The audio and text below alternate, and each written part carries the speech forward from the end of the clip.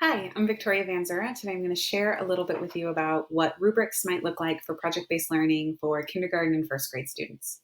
So first of all, it is perfectly fine that your rubric is going to look a little bit different. These students are 5 and 6 years old, and what they need, what you're going to create for them needs to work for that age group. I'm going to share with you a couple examples and talk about some of the thought process that went behind making it so you can maybe use some of those ideas for your own rubric. So this first one here, Animal Needs and Habitat, came from a teacher who was creating a project where the students were going to make their own Pokemon. She was using what the students were interested in and connecting it to her science standards to get them really engaged in learning about uh, animal needs and habitats.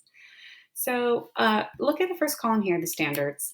Always start with the standards and think about what mastery of that might look like.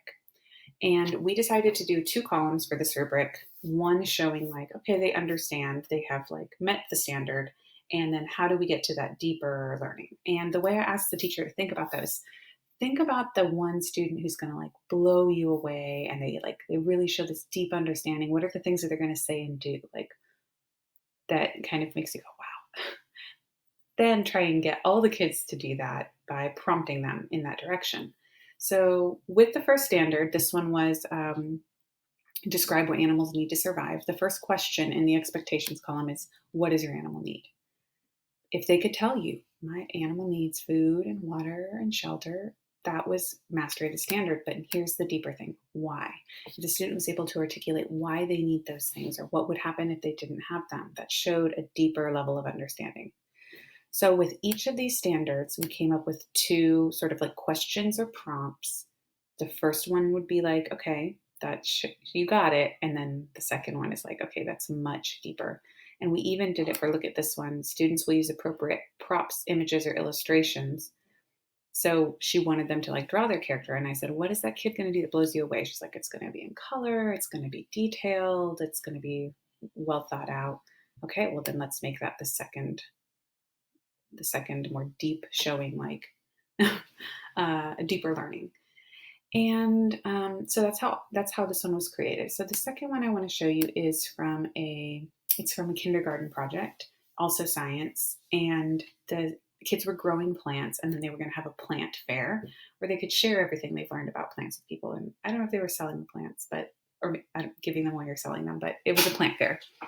So thinking about what do the kids need to be able to do, what do they need to learn, these words come from the standards.